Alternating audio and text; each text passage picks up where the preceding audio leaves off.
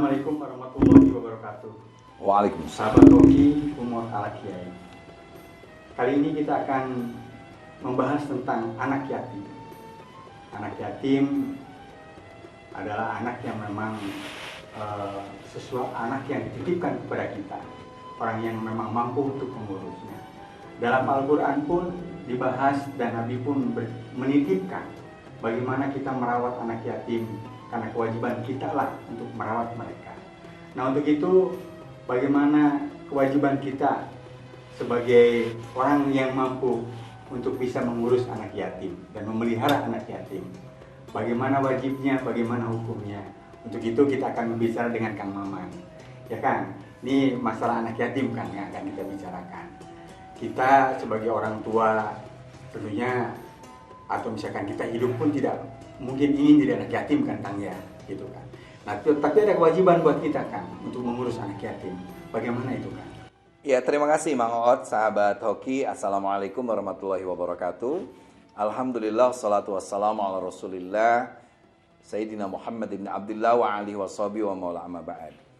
Kalimat yatim, baik dengan bentuk tunggal yatim atau yatama dalam bentuk jama, itu disebut dalam Al-Quran 23 kali.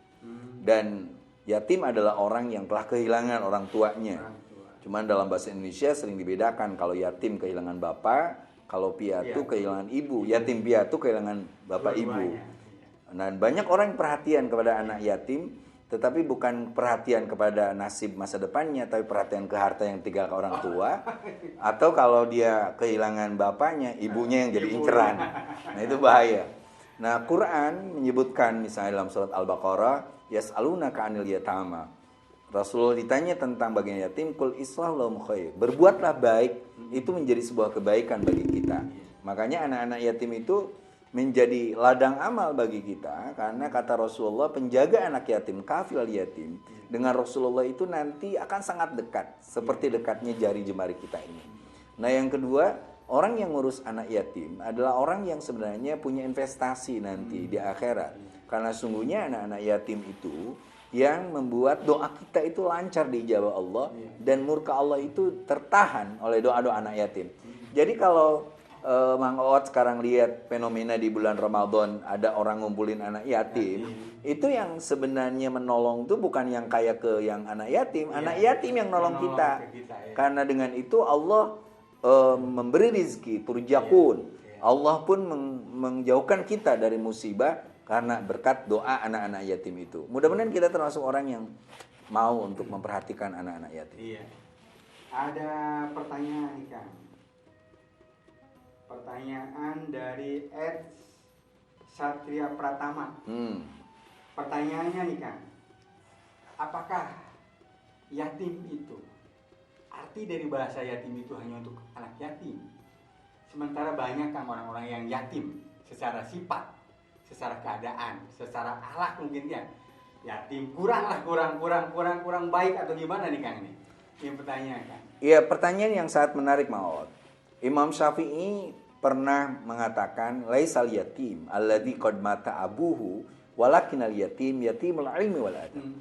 Anak yatim itu bukan sekedar yang orang yang wafat bapaknya, wafat orang tuanya, tetapi dia yang yatimul ilmi wal adab. Dia tidak memiliki ilmu dan tidak memiliki etika. Ini merupakan tanggung jawab, karena yatim sejarah muncul karena begitu sulitnya akses pendidikan. Dana pendidikan dikorupsi, guru-guru tidak semangat untuk mengajar anak-anak seperti zaman dulu.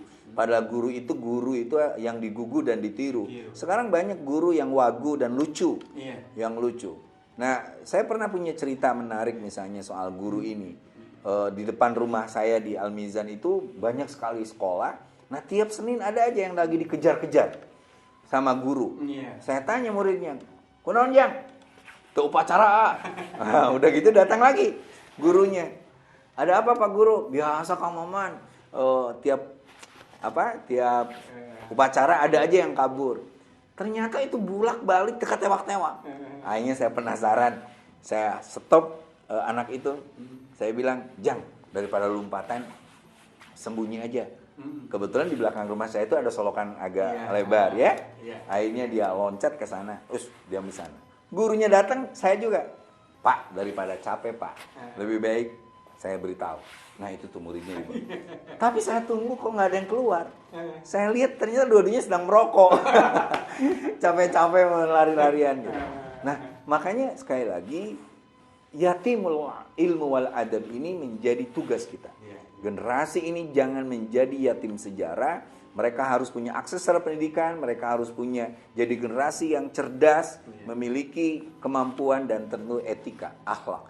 Jangan sampai muncul generasi narkoba, minuman keras, perisek dan lain sebagainya. Dan itu dimulai dari ilmu pengetahuan dan dari contoh teladan. Sahabat Hoki, humor ala kiai yang saya cintai. Tidak ada orang yang ingin jadi yatim. Dan yatim pun bisa menjadi satu kata sifat yang jelek. Nah untuk itu bagaimana Kang Maman akan berikan ibrah tentang yatim? Maka Kang. Iya, terima kasih Maot. Jadi ada anak yatim yang karena kesulitan ekonomi, cuma ibunya yang ada, dia akhirnya nyari pekerjaan nggak dapet. Akhirnya dia datang ke kuburan. Nah kuburannya rame banget, dia nangis. Akhirnya kata kuncen kuburan, kamu siapa? Saya anak yatim Pak. Ya udah kerja aja di sini. Kerja tuh, bagian melayani. Asisten gitu. Ya, Askun, asisten kuncen. Nah pas mau lebaran kata si kuncen itu, kamu pulang. Bawa beras ini, bawa uang receh untuk ibu kamu. Saking semangatnya, akhirnya kudanya itu kebetulan dikasih anak kuda.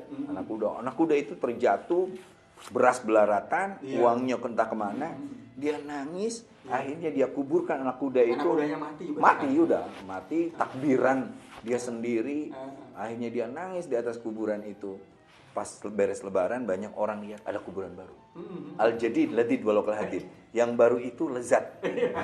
Walaupun kayak besi. Akhirnya orang pindah tumplek-blek ke makam anak kuda. Akhirnya si kuncen nyari ada apa nih? Karena sepi. Karena sepi dilihat ternyata ada kuburan baru. Tanya kuburan saha? Itu kuburan siapa? Nggak tahu. Tapi itu lihat kuncennya. Loh, itu kan asisten saya. Akhirnya ditanya, Jang, ini kuburan siapa? Mohon maaf Wak, saya orang bodoh. Ini kuburan anak kuda dari Uwa. Oh, kira-kira terserah Uwa lah. Saya mau jujur mau apa, yang penting saya jangan dimarahi jamaah. Ini penghasilnya lebih gede mana dengan yang sana? Karena tidak punya ilmunya, dijawab polos aja. Wah, kalau soal penghasilan sih banyak ini Wak. Recehnya. Oh iya, ya udah teruskan. Loh, teruskan bagaimana, Wak? Kita melakukan pembohongan publik. Nggak apa-apa, itu juga induknya kuda. Nah itulah, anak yatim kalau tidak dididik lalu salah pengasuhan, akhirnya jadi menipu umat seperti itu. Mudah-mudahan kita dijauhkan dari itu dan kita pelihara anak yatim. Subhanakallahumma bihamdik, asyhadu an la ilaha illa anta, astaghfiruka wa atubu ilaik. Wallahul muwaffiq ila aqwamit thoriq. Wassalamualaikum warahmatullahi wabarakatuh. Haji itu dimulai dari niat. Yakinlah Allah memampukan.